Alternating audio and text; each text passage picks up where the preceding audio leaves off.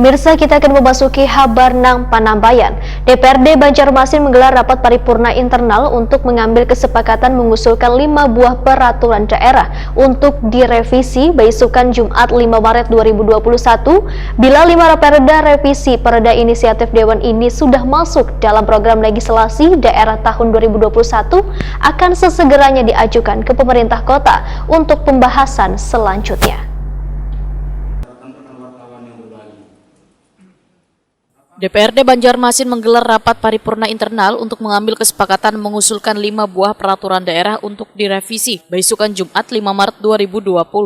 Ketua Bapemperda DPRD Banjarmasin, Arupa Arif, metakoni Prima TV usai rapat membedakan bila seberatan anggota Dewan sudah sepakat berinisiatif mengusulkan 5 rancangan peraturan daerah atau merevisi perda yang telah lalu. Sedangkan 5 perda yang diusulkan untuk direvisi adalah Perda nomor 15 tahun 2012 tentang izin mendirikan bangunan, Perda nomor 14 tahun 2011 tentang penanggulangan kemiskinan, Perda nomor 13 tahun 2008 tentang pencegahan wan penanggulangan bahaya kebakaran, Perda nomor 9 tahun 2013 tentang perlindungan wan pemenuhan hak-hak disabilitas, wan Perda nomor 16 tahun 2014 tentang penyelenggaraan reklame. Politisi Partai Persatuan Pembangunan ini pun menegaskan bila 5 raperda revisi perda inisiatif Dewan ini sudah masuk dalam program legislasi daerah tahun 2021, akan sesegeranya diajukan ke pemerintah kota untuk pembahasan selanjutnya.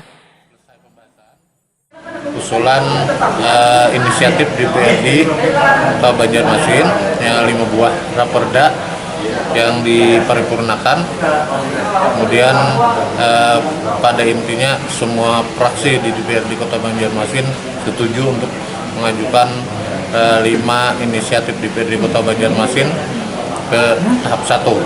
Apa aja tuh Pak, 5-nya tuh Pak?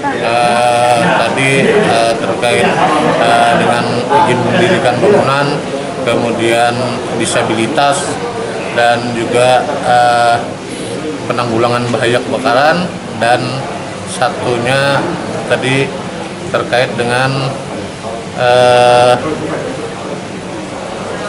penanggulangan kemiskinan.